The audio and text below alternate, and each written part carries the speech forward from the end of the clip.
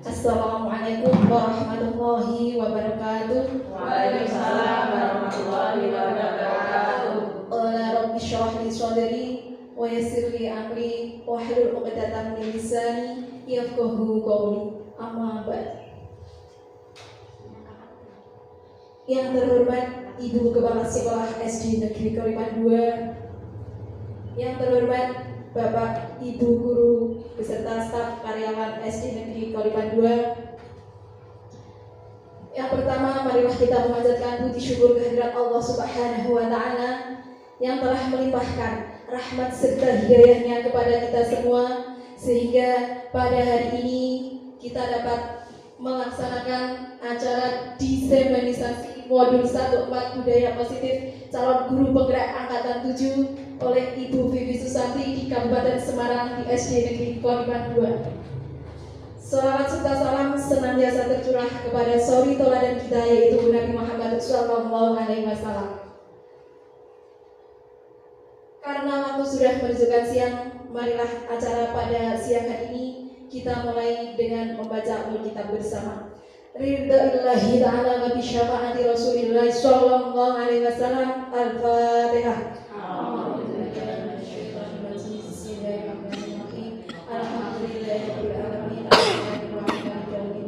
Iyyaka na'budu wa iyyaka nasta'in. Ihdinas siratal mustaqim. Shiratal ladzina an'amta 'alaihim ghairil maghdubi 'alaihim waladdallin. Shadaqallahul 'adzim. Semoga acara pada hari ini dapat berjalan dengan lancar. Acara selanjutnya yaitu sambutan dari Ibu Kepala Sekolah SD Negeri Koripan II. Kepada beliau waktu dan tempat dipersilakan.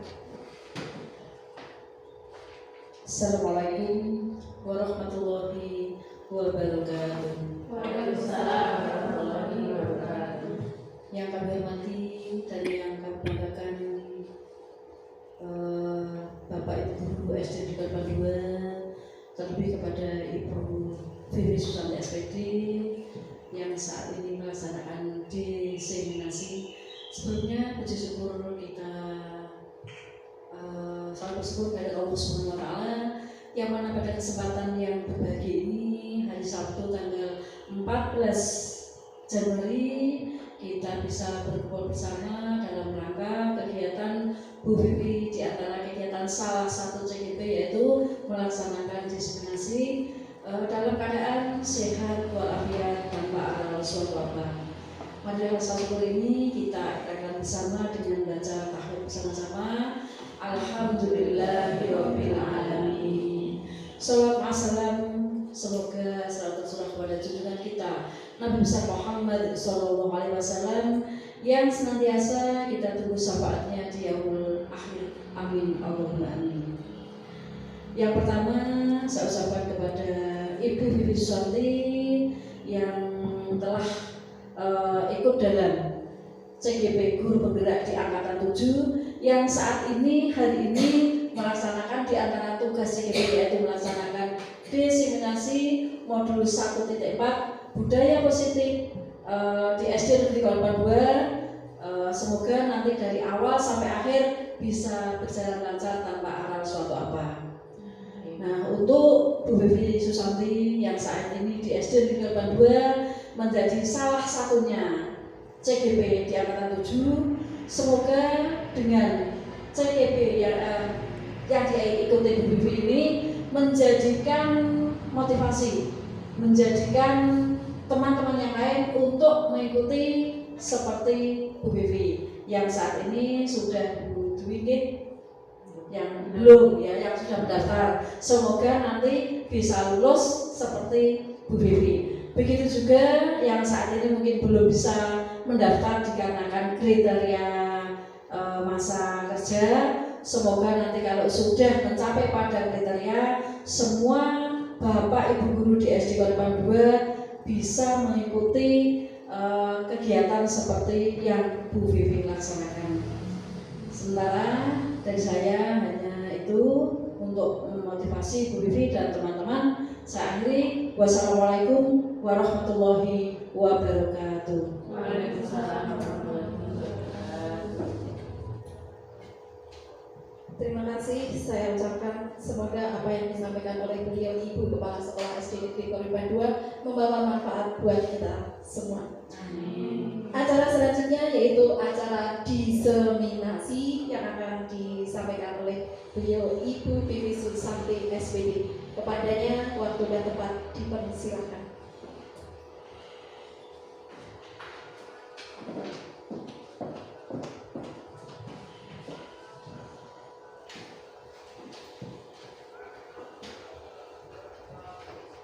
Bismillahirrahmanirrahim. Assalamualaikum warahmatullahi wabarakatuh. Waalaikumsalam warahmatullahi wabarakatuh.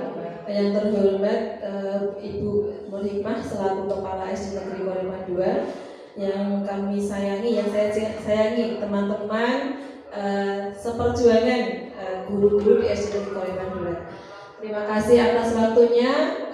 Perkenalkanlah saya hari ini melakukan diseminasi disiplin positif karena saya belajar melalui guru penggerak angkatan 7. Mudah-mudahan ilmu yang kita dapat selama hari ini kita bersama-sama bisa kita terapkan di anak didik kita. Terima kasih.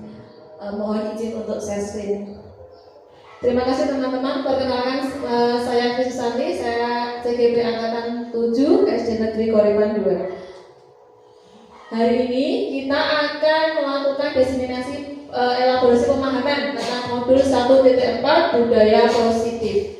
Sebelumnya ada beberapa nanti item yang akan kita pelajari, yaitu tentang disiplin positif dan nilai-nilai kebajikan universal, motivasi, hukuman, penghargaan dan restitusi, kemudian keyakinan kelas, kebutuhan dasar manusia, 5 posisi kontrol dan segitiga restitusi. Sebelum kita melakukan ke disiplin positif, sekarang kita ada pertanyaan tematik dulu. Dalam hal ini kita belajar sama-sama ya. Jadi semua tanggapan Bapak Ibu guru itu tidak akan membantu dalam kita melakukan pemahaman terhadap disiplin positif. Sekarang yang pertama saya tanya dulu sama Bapak Ibu guru. Hukuman dapat mendisiplinkan anak, itu kira-kira Bapak Ibu guru setuju tidak itu? Setuju ya. Yang nomor 2, pemberian hukuman dengan hal positif seperti membaca atau membersihkan halaman sekolah dapat meningkatkan disiplin anak. Setuju tidak? Setuju. Nomor 3, memberi penghargaan dapat meningkatkan motivasi belajar anak. Setuju tidak? Setuju. Berarti intinya kita 1, 2, 3 setuju gitu ya? Ya, oke, baik. Berarti kita ke yang berikutnya. Yang akan kita pelajari yang pertama adalah disiplin positif dan nilai-nilai kebajikan universal. Nah, sekarang coba kita praktekkan kegiatan kepalan tangan. Misalnya kita sesuatu lah kita kepalkan di tangan kita masing-masing. Sekarang ketika kita tangan kita masing, ada temanmu atau ada orang lain yang mencoba untuk mengambil sesuatu yang dalam kepalan tanganmu itu. Entah itu dengan bujukan, entah itu dengan rayuan, apakah itu dengan paksaan. Kira-kira tindakan Bapak Ibu itu ngapain dengan kepalan tangan ini? Mengencangkan kepalan, mempererat kepalan. Berarti yang bisa membuka kepalan ini siapa kira-kira? Kita sendiri. Berarti motivasinya ketika kita membuka ini berarti kita sendiri ya. Berarti kita terus akan dikencengi terus di kepalanya supaya orang lain tidak bisa untuk membukanya. Nah, itu ternyata teori yang kita alami ini ternyata mungkin tidak sejalan dengan yang kita lakukan selama ini. Bahwa ternyata seandainya ini adalah murid, nah, berarti guru itu tidak mempunyai kontrol untuk murid. Ternyata yang mempunyai kontrol murid itu ya diri murid sendiri. Berarti ketika kita berusaha untuk membuat murid seperti kita seakan-akan berusaha untuk membuka kepalan yang ada itu. Berarti seakan-akan ini adalah murid. Nah, ini adalah barangnya murid, kita dari guru itu bukaan. Pokoknya tak kayak pelajaran ini, gitu. Tapi ternyata tidak bisa, bahwa guru bisa mengontrol murid itu ternyata adalah ilusi. Terus yang kedua, mengkritik, membuat orang merasa bersalah itu dapat menguatkan karakter, itu juga ternyata pemahaman itu harus kita luruskan. Kita revisi gitu aja. Terus yang ketiga, semua penguatan positif, efektif dan bermanfaat. Ternyata nanti kalau kita belajar itu tidak semua hal-hal penghargaan yang kita berikan ke anak itu dapat bermanfaat dalam jangka waktu lama. Nanti kita akan dengar seperti itu. Dan bahwa orang dewasa memiliki hak untuk memaksa. Kita sebagai guru berhak untuk memaksa ke anak. Itu ternyata juga tidak benar. Berarti intinya yang bisa kepala tangan seorang murid itu ya murid sendiri. Nanti yang bisa membuka tempat itu kita sebagai guru tidak bisa mengontrol murid. Intinya nanti kita akan belajar tentang disiplinnya seperti itu. Nah, sekarang gini deh, kita ada siapa sesungguhnya yang bisa yang memiliki kontrol. Yang ini tadi kan ya sudah, terus yang ini kita mencoba mengubah agar berpandangan sama dengan kita. Terus kita berusaha memahami pandangan orang lain tentang kita. Perilaku buruk dilihat sebagai suatu kesalahan. Selama ini kan kita begitu mungkin ya, seperti anak-anak. Ternyata semua perilaku memiliki tujuan. Jadi jika anak yang berperilaku buruk, mungkin selama ini kita cuma ngecas, oke, dia adalah suatu kesalahan. Ternyata kalau kita menurut teori kontrol ini, semua perilaku memiliki tujuan. Orang lain bisa mengontrol saya, berarti kita bisa mengontrol murid. Ternyata tidak, hanya murid sendiri, hanya Anda sendiri yang bisa mengontrol diri muridnya sendiri. Jadi kita intinya tidak bisa untuk memaksa murid, mengontrol murid sesuai dengan keinginan kita. Saya bisa mengontrol orang lain, seakan-akan kita tuh sebagai guru, oke, saya bisa mengontrol murid-murid saya. Ternyata tidak bisa. Anda tidak bisa mengontrol orang lain, kita tidak akan bisa mengontrol murid-murid kita. Pemaksaan ada pada satu bujukan gagal. Jika kita misalnya murid itu dikasih tahu kok ngeyel, pasti kita akan agak sedikit memaksa. Efeknya pasti kita gitu. Ternyata tidak bisa, kita harus melakukan kolaborasi dan konsensus untuk menciptakan pilihan-pilihan baru dengan murid kita. Sama proses berpikir menang kalah. Kita sebagai guru tidak boleh kalah dengan muridnya. Selama ini mungkin saya pribadi melakukan itu, terus ternyata untuk teori kontrol yang benar itu adalah model berpikir menang dan menang. Berarti tidak ada menang kalah, kita menang, murid juga menang. Itu yang nanti kita pelajari. Nah, untuk teori kontrol tadi itu akan menghasilkan apa yang namanya disiplin positif. Nah, misalnya tadi kan kita sudah dibahas ya untuk ini. Kita mencoba mengubah agar pandangan sama dengan kita. Maka ini nanti, nah kita akan belajar ini. Makna disiplin. Anda tidak bisa mengontrol orang lain, hanya Anda yang bisa mengontrol diri Anda sendiri. Makna disiplin, belajar kontrol diri dengan menggali potensi kita agar tercapai tujuan mulia. Terus tadi kan semua perilaku memiliki tujuan. Jadi setiap anak itu berperilaku positif atau negatif pasti dia memiliki tujuan. Nah, cuman sekarang kita harus memotivasinya itu. Memotivasinya itu kita akan ada dua, motivasi ekstrinsik dari luar atau motivasi intrinsik. Untuk satu, menghindari hukuman, mendapatkan imbalan. Jadi setiap anak itu ketika berbuat sesuatu itu pasti dia mempunyai motivasi. Yang pertama mungkin menghindari hukuman. Jadi kita nanti kasih hukuman kalau dia tidak mengerjakan. Atau dua, untuk mendapatkan imbalan, kita kasih iming-iming. Dan sebenarnya itu adalah motivasi ekstrinsik. Jadi anak itu nanti akan terbiasa kalau nggak dikasih imbalan, tidak mengerjakan. Dan dia mengerjakan PR itu hanya karena dia untuk menghindari hukuman, bukan karena dia pengen pandai. Motivasi itulah yang nanti akan kita ubah mulai dari motivasi ekstrinsik menjadi motivasi intrinsik. Motivasi intrinsik itu apa? Ya untuk menghargai diri sendiri.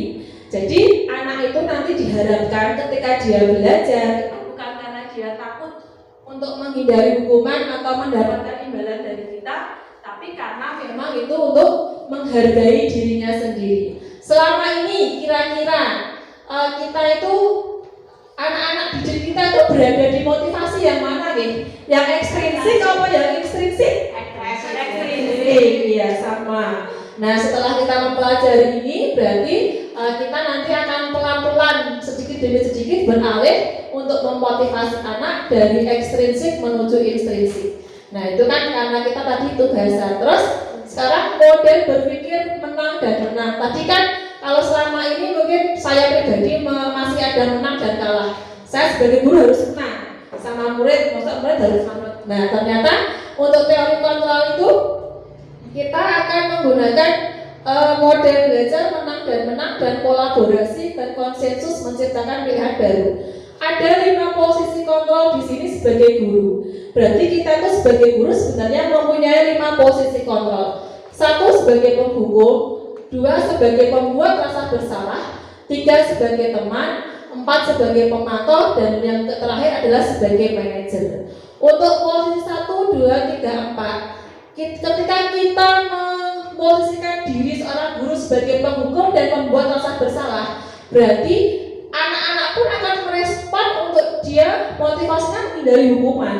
Gitu. Misalnya yang terlambat nanti masuk EWC itu seperti saya ya, itu ya seperti itu. Pembuat itu nanti berarti anak itu tidak terlambat cuma karena dia menghindari hukuman dari saya, itu seperti itu. Misalnya pembuat rasa bersalah itu, waduh guru gelomen, nah itu ternyata juga nanti dia endingnya juga hanya menghindari hukuman. Terus sebagai teman atau sebagai pemantau itu misalnya kalau sebagai pemantau itu kita punya checklist.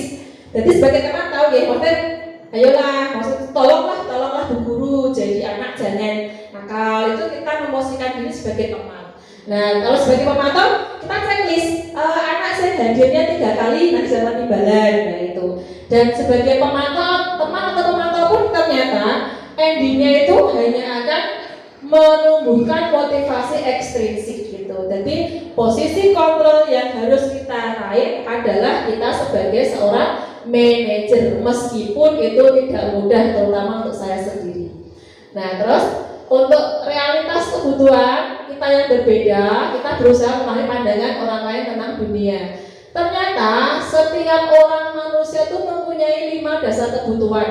Misalnya kebutuhan bertahan hidup, kebutuhan penguasaan, kasih sayang telah diterima, terumusan kesenangan sama kebebasan.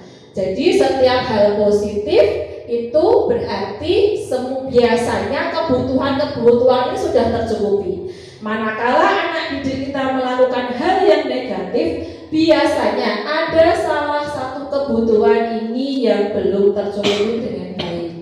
Itu nanti. Nah dari uraian tadi berarti kita dapat simpulkan ya makna disiplin. Disiplin itu sebenarnya berasal dari bahasa Latin disiplina yang artinya belajar. Terus disiplin membuat orang menggali potensinya menuju sebuah tujuan yang ia hargai, bukan karena menghindari hukuman atau bukan karena ingin memperoleh penghargaan. Kemudian disiplin adalah sesuatu yang dilakukan seseorang untuk membuat kepatuhan, bukan ketidaknyamanan. Jadi kita menerapkan nanti ketika endingnya itu kita menerapkan disiplin, itu harapannya anak itu patuh dari dalam, bukan hanya dia menghindari ketidaknyamanan ketika dia di sekolah terus dicap sebagai murid yang bagaimana atau bagaimana.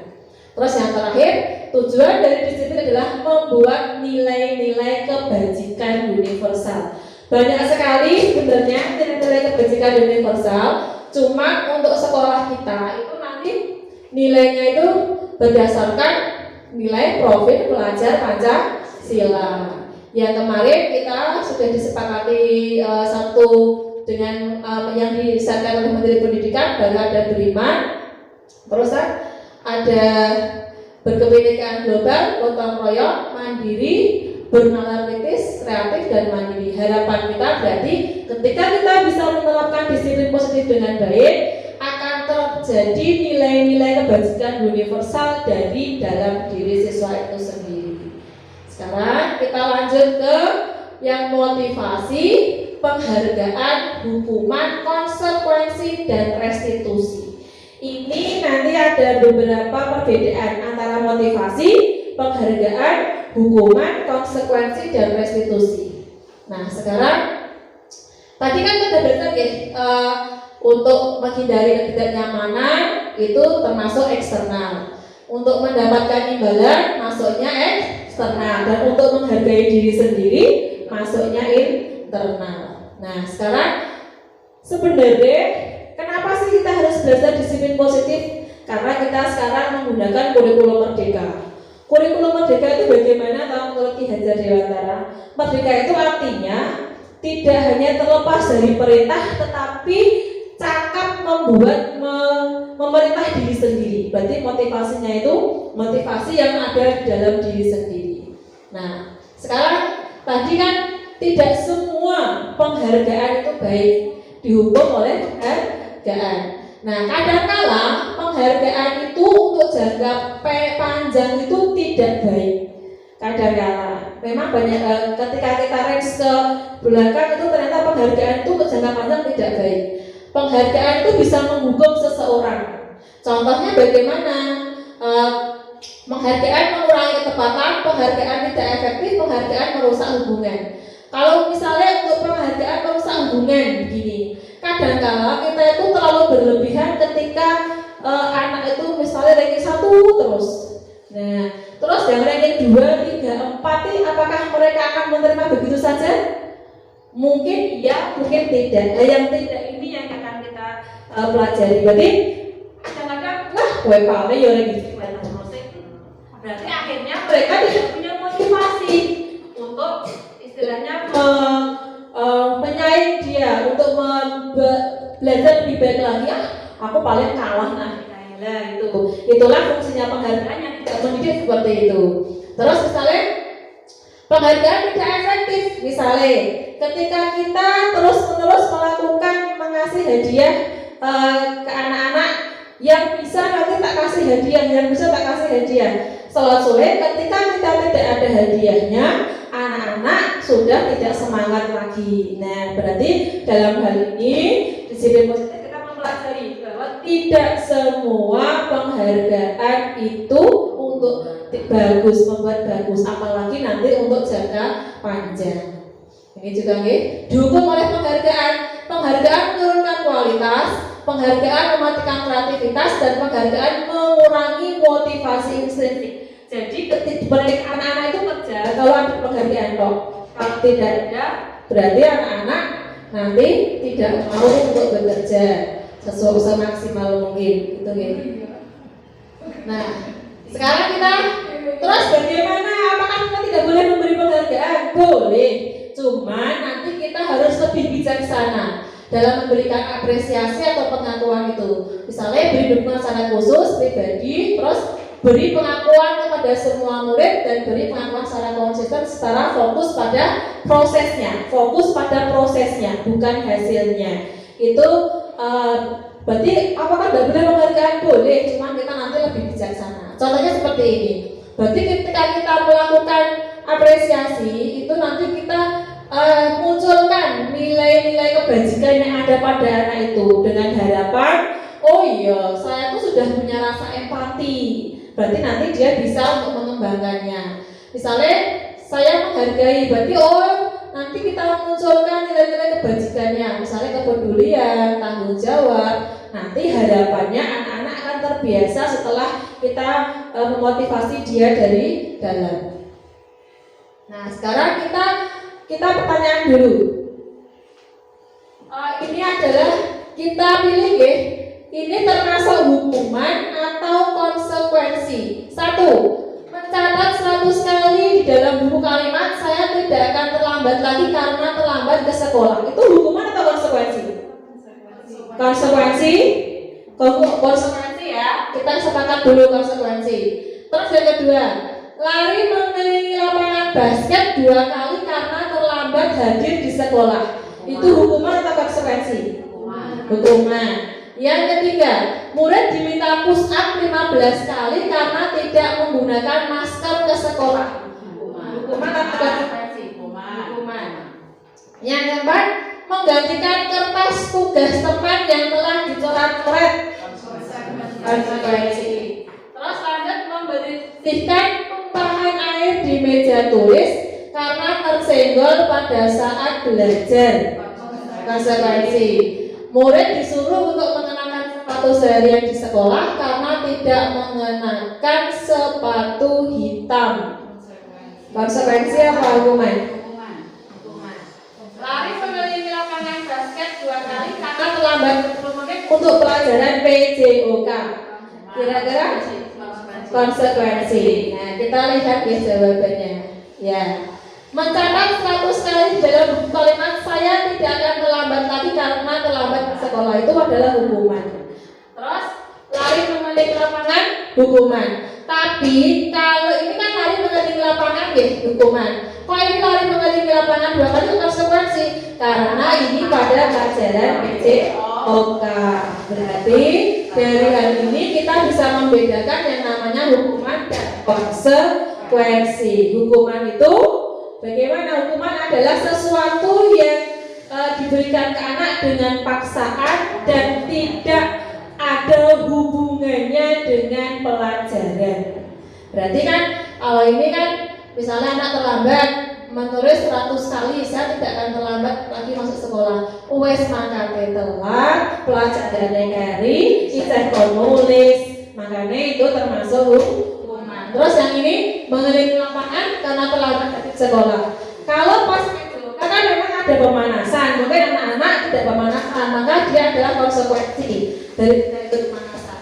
Tapi kalau tidak ada hubungannya, maka itu termasuk hukuman.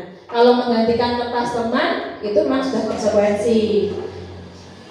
Berarti kita sudah hari ini belajar tentang hukuman dan konsekuensi. Nah, perbedaannya apa ya hukuman sama konsekuensi? Di sini bisa kita lihat. Kalau hukuman adalah yang menyakitkan yang harus terjadi. Kalau yang konsekuensi yang harus terjadi. Intinya kalau hukuman itu belum ada kesepakatan dulu dengan murid langsung, berarti kita yang menghukum. Anak merasa tersakiti dalam jangka waktu yang lama. Aku dia dukung guru ke kanan nanti sampai dewasa dia kenyang. Tapi kalau konsekuensi kan ada rasa sakit teman sebentar karena kemarin kita sudah ada kesepakatan. Biasanya seperti itu. Terus kita lanjut. Setelah ada hukuman, ada konsekuensi, terus nanti akan ada restitusi. Restitusi adalah proses menciptakan kondisi bagi murid untuk memperbaiki kesalahan mereka sehingga mereka bisa kembali pada kelompok mereka dengan karakter yang lebih kuat. Berarti jika anak melakukan kesalahan, kita akan memberikan pengarahan restitusi, bukan hukuman, bukan konsekuensi, dengan harapan ketika anak kembali ke mereka nanti akan dengan karakter yang lebih kuat. Ciri-ciri restitusi ada 9. Bukan untuk menebus kesalahan, namun untuk belajar dari kesalahan. Memperbaiki hubungan, tawaran bukan paksaan. Restitusi menuntut untuk melihat ke dalam diri, mencari kebutuhan dasar yang mendasari tindakan. Sama restitusi adalah cara yang paling baik. Terus fokus pada solusi. Lanjut. Di sini intinya itu antara hukuman, konsekuensi dan restitusi. Restitusi adalah bagaimana cara kita untuk menggali potensi anak dalam hal dia memperbaiki kesalahannya. Itu restitusi. Berarti kita nanti akan ada langkah-langkah restitusi yang akan nanti kita pelajari. Kemudian kita akan belajar ke keyakinan kelas dulu. Nah, keyakinan kelas itu bagaimana? Mengapa sih di kelas itu tidak peraturan saja? Mengapa harus keyakinan kelas? Nah, Bapak Ibu bisa komentar ya. Kan selama ini kita ada peraturan kelas. Nah, sedangkan nanti kita peraturan itu akan kita kembali ke keyakinan kelas. Keyakinan kelas itu yang bagaimana loh?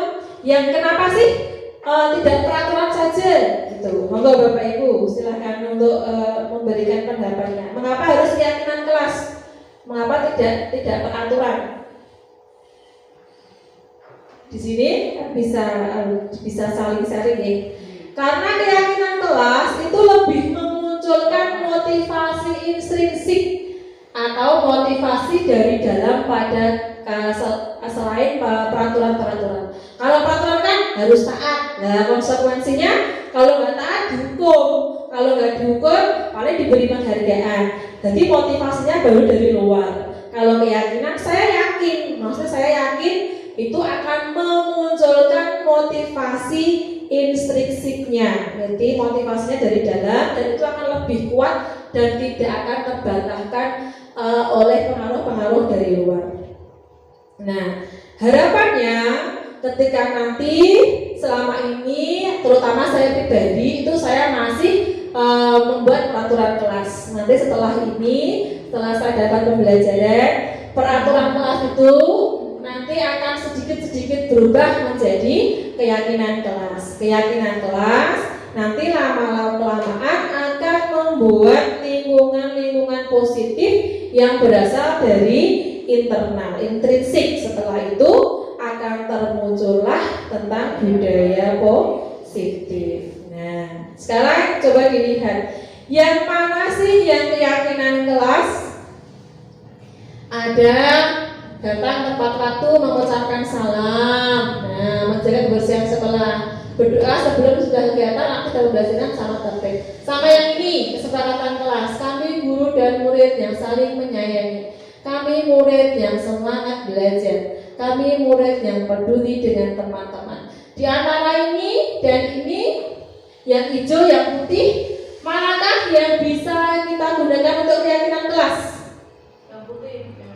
Yang putih ya. Ya. Berarti itulah bisa membedakan ya. Kalau kesepakatan kelas kan kami guru dan murid yang saling menyayangi. Nah, ini bisa untuk keyakinan kelas. Berarti ininya sama, saling menyayangi. Tapi kan kalau ini diharapkan nanti motivasinya dari dalam. Kalau yang kesepakatan hanya kadang-kadang itu cuman ya nanti kita kesepakatan, kalau kan dihukum gitu. Tapi kalau ini nanti akan melahirkan disiplin positif yang nanti yang dapat memunculkan nilai dari dalam. Nah, untuk membuat keyakinan kelas nanti ini bisa menggunakan tabel Y, tabel T, atau menggunakan saya terbiasa dan saya tidak terbiasa gitu biasanya. Misalnya terdengar, lalu berperilaku. Nah, ini nanti ada di dalam tabel yang nanti kita akan pelajari lebih lanjut. Nah, sekarang nilai apa yang akan kita kembangkan melalui keyakinan kelas tadi? Misalnya selalu kembalikan buku ke tempatnya. Berarti ini kira-kira nilai apa ya yang nanti akan kita kembangkan itu?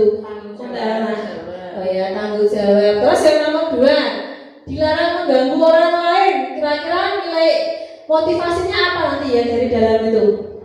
Saling menghormati. Terus hadir di sekolah 15 menit sebelum pembelajaran.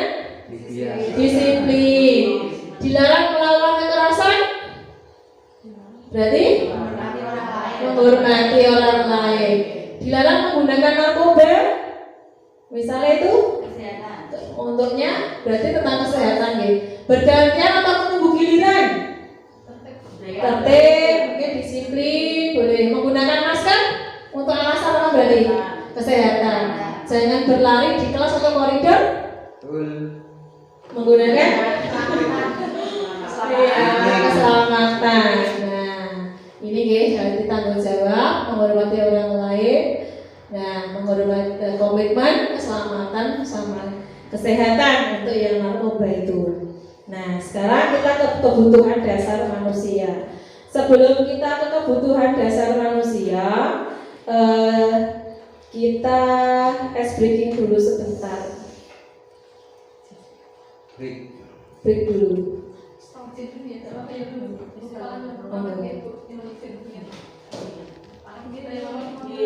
Ice breakingnya gampang Bapak Ibu, cuma kita tinggal menggerakkan dari lagu ini aja. Jadi misalnya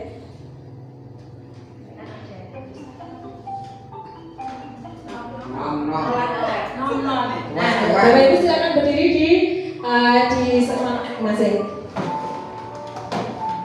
Saya contohin dulu, izin. Boleh pakai tangan aja.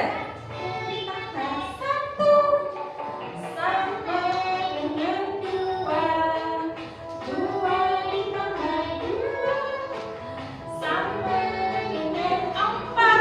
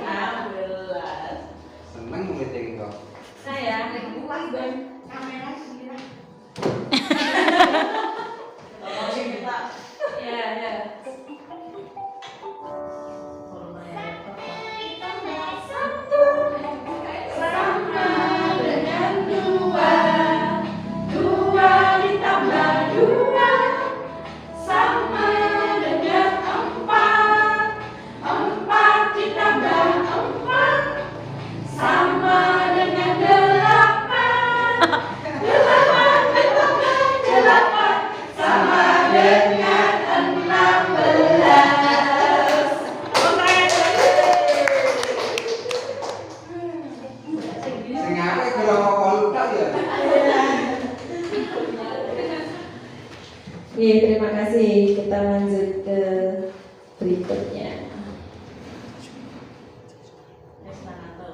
Dan ngantuk ya. Nah, kita sekarang lanjut. Ini materi terakhir Bapak Ibu. Jadi masih ada beberapa, tapi ini sudah setengah. Sekarang kita lanjut ke kebutuhan dasar manusia. Sebenarnya setiap manusia itu punya 5 dasar kebutuhan dasar. Jadi jika ada murid kita itu melakukan sesuatu yang menyimpang dari apa yang kita bayangkan, dari ekspektasi kita, itu berarti dia ada hal-hal yang mungkin tidak terpenuhi kebutuhan dasarnya. Ada 5 kebutuhan dasar manusia. Yang pertama adalah bertahan hidup, ya. Terus cinta dan kasih sayang, kebebasan, kesenangan, dan kekuasaan. Misal ada anak yang selalu saja dia itu di kelas tuh gojek, nggak bisa diem. Mungkin ada kebutuhan dia yang tidak terpenuhi ketika di rumah. Mungkin ada kebutuhan kebebasan atau kesenangan yang tidak terpenuhi. Ada mungkin anak itu di rumah sama orang tua itu harus begini, harus begitu. Nah, ketika di sekolahan dia akan mencari kesenangan, mungkin dari temannya, mungkin membuat rusuh. Nah, itu karena mungkin di rumah kurang ada kebutuhan yang tidak terpenuhi. Misalnya anak yang caper terus gitu, apa-apa harus berguru, berarti mungkin ada cinta dan kasih sayang di rumah yang kurang untuk terpenuhi. Atas dasar inilah setelah kita pelajari, mungkin kita akan lebih bijaksana dalam menanggapi anak-anak kita nanti di kelas. Nah, tadi sudah dibahas sedikit, itu ada 5 posisi kontrol yang harus kita jalankan sebagai guru. Tadi ada sebagai penghukum, sebagai pembuat merasa bersalah, sebagai teman, sebagai monitor atau pemantau, dan juga sebagai manajer. Sekarang kita evaluasi, terutama untuk saya sendiri, sebenarnya posisi kita itu di posisi mana sih kita sebagai guru? Nah, ini kadang kita untuk sebagai penghukum itu bagaimana? Kalau kamu tidak melakukannya, awas ya, rasakan. Nah, itu kata-kata sebagai penghukum. Kalau sebagai pembuat bersalah, kamu seharusnya sudah tahu, ibu lelah sekali mengatakannya, ibu stres melihat kamu. Nah, itu berarti dia sebagai rasa bersalah. Kalau sebagai teman, ayolah lakukan demi ibu. Masa kamu tidak mau? Ingat, ibu pernah bantu kamu loh. Makanya kamu sekarang bantu. Berarti itu posisi kontrol kita sebagai seorang teman. Kalau sebagai pemantau itu apa peraturannya? Biasanya dibukakan buku catatan. Kamu pernah begini berapa kali? Kamu pernah begini. Nah, itu ketika ada catatan-catatannya itu berarti kita sebagai pemantau. Misalnya kita membuat buku BK ya, berarti kan intinya kita sebagai pemantau, sebagai murid, karena ada catatan-catatannya seperti itu. Nah, posisi yang harus kita kejar, yang wajib kita laksanakan itu sebagai seorang manajer. Cuman memang tidak semudah itu, terutama untuk saya sendiri. Nah, itu tapi kita kan setelah kita tahu, makanya kita nanti belajar sedikit demi sedikit. Berarti sebagai manajer bagaimana? Apa yang kita yakini? Nah, dengan keyakinan kelas itu kita flashback dulu anak-anak. Misalnya mengajukan pertanyaan-pertanyaan, apa yang bisa kau kerjakan untuk memperbaiki masalah ini ketika anak melakukan kesalahan. Terus menguatkan pribadi murid, Terus murid melakukan dirinya sebagai individu yang positif dalam dunia berkualitas. Nah, murid berkata, bagaimana caranya ya saya bisa memperbaiki keadaan ini Bu Guru? Nah, itu adalah tanda-tanda sebagai kita menerapkan seorang manajer. Kalau selama ini, kalau saya sih lebih ke pendukung kalau saya selama ini. Kalau Bapak Ibu, monggo nanti kita sama-sama berbuat untuk lebih baik lagi. Nah, sekarang ini ada pertanyaan-pertanyaan, terus ada jawabannya. Saya kecewa sekali ya dengan kamu, makanya dia sebagai posisinya pembuat bersalah. Kamu tidak pernah benar melakukannya, berarti sebagai penghukum. Ayolah lakukan demi ibu itu sebagai teman. Apakah kamu mau mendapatkan stiker bintang hari ini? Kan ada tanda nih, ada apa itu? Berarti sebagai pemantau. Nah, yang sebagai manajer, bagaimana kamu bisa menyelesaikan masalah ini? Berarti kita hanya mengorek potensi yang ada di anak gitu. Itu sebagai seorang manajer. Terus dengan apa ya kita bisa menyelesaikan masalah-masalah anak setelah kita memposisikan diri sebagai seorang manajer? Berarti kan kita harus tahu triknya bagaimana menyelesaikan masalah-masalah yang ada nanti pada anak. Maka salah satunya dengan jalan segitiga restitusi. Segitiga restitusi itu ada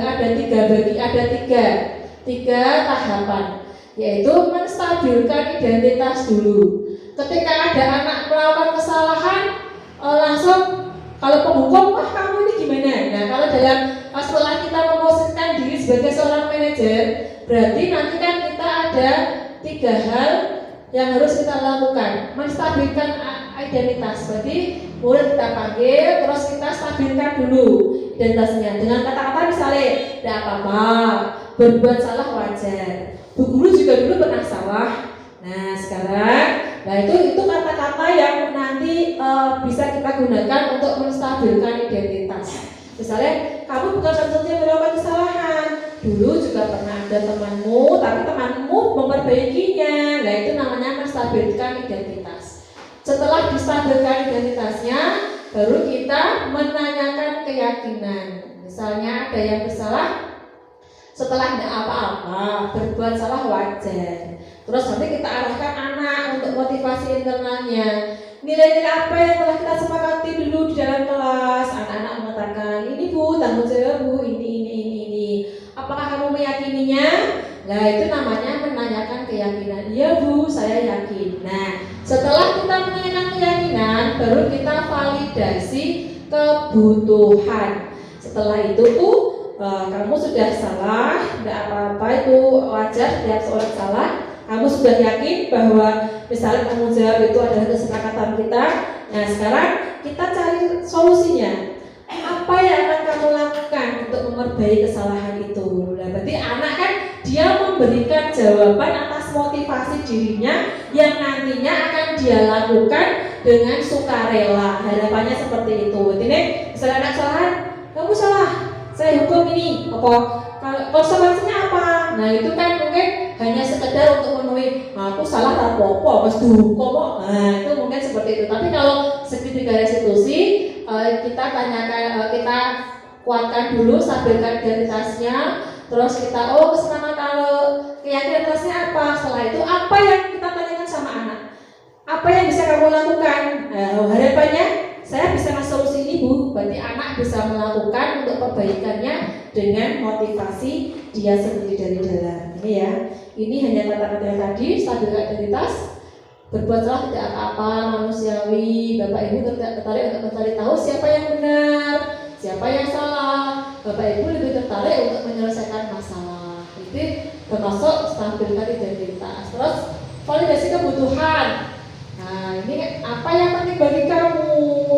Apakah kamu bisa melakukannya dengan lebih baik lagi besok? Nah itu termasuk dalam validasi kebutuhan. Nah setelah itu menanyakan keyakinan, nilai universitas apa?